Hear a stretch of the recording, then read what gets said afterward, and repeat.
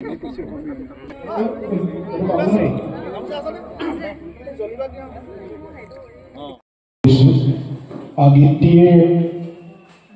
সংগীত পৰিচালনা কৰিছে মোৰ বাল্যকালৰ বন্ধু গীত ভৰালী। আপোনালোকে হয়তো গীত ভৰালীক দেখিছে হয়তো বা পাইছে, আৰু ইন্দ্ৰকমল ছাৰে কৈছে যে তেখেতে আগতে কৰিছে নে নাই কৰা নাজানো গীত। মই আগতে আচলতে দুটা গীত মই কৰিছিলোঁ, এটা জ্ঞান বিকাশৰ হৈ, এটা আমগুৰি মহাবিদ্যালয়ৰ হৈ। এনেধৰণে আচলতে বহুত ধন্যবাদ জ্ঞাপন কৰিছোঁ আজি আপোনালোকে মোৰ কথা ৰাখি ইয়াত উপস্থিত হৈছেহি। গতিকে গীতটিৰ অন্তৰালত যদি কওঁ, আচলতে আমি জুবিন দাক মই বুলিয়ে নহয়, আমি সকলোৱে অন্তৰাত্মাৰ পৰা ভাল পাই আচলতে। তেখেত আমাৰ ভগৱান সদৃশ। গতিকে কেনেধৰণৰ মোৰ মনত আহিলে মই নাজানো। গীতটি প্ৰস্তুত কৰাৰ তেখেতৰ মৃত্যুৰ পাছত আচলতে বেছিকৈ অনুভৱ কৰিছোঁ, কান্দিছোঁ যথেষ্ট। গতিকে সেইকাৰণে হয়তো ভগৱান জুবিন দাৰ ব্লেছিংছ আশীৰ্বাদ হিচাপেই মনত কেনেবাকৈ ওলাই আহিলে কথাখিনি, আৰু আজি আপোনালোকৰ আগলৈ মই আগবঢ়াই দিবলৈ পাই নিজকে ধন্যবাদ জ্ঞাপন কৰিছোঁ, নিজকে ধন্য মানিছোঁ।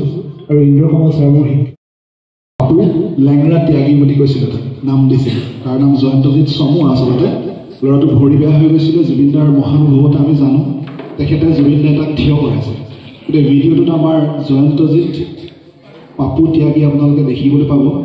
লগতে ৰৈ ৰৈ বিনালে বোলছবিখনত সৰু এটা চৰিত্ৰত অভিনয় কৰিছে নাম প্ৰিয়াক্ষী বুলি ছোৱালীগৰাকী।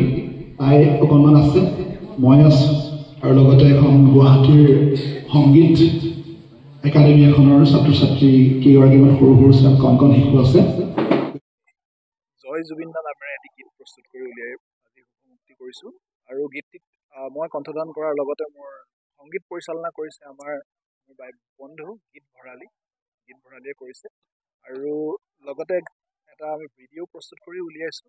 ভিডিঅ'টোত আপোনালোকে দেখিবলৈ পাব আমাৰ জুবিন দাই জয়ন্তজিৎ লেঙেৰা পাপু ত্যাগী বুলি যিজন যুৱকক অভিহিত কৰিছিল। তেখেতক ভৰিত থিয় কৰা মোক তেনেকৈ ধৰণে কৈছিলে।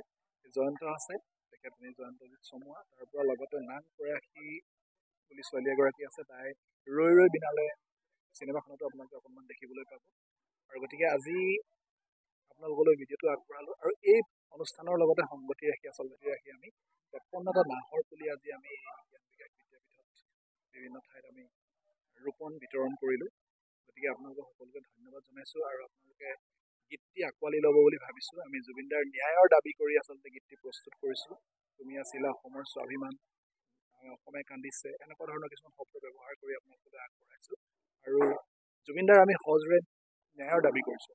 আৰু জুবিন দাৰ দৰে ব্যক্তি এজনে যদি ন্যায় নাপায়, আচলতে যি মানৱ ধৰ্মৰ কথা কৈ গৈছে, মানৱ ধৰ্ম শিকাই গৈছে, গতিকে তেখেতৰ দৰে ব্যক্তি এগৰাকীয়ে যদি ন্যায় নাপায়, তেনেহ'লে আমি সাধাৰণ মানুহে আমি ন্যায় পাম বুলি আচলতে আশা কৰিবলৈ ভয় লগা হৈছে। গতিকে সকলোকে অনুৰোধ কৰিছোঁ বা আশা কৰিছোঁ আপোনালোকে যাতে মোৰ গীতটি আঁকোৱালি লয়।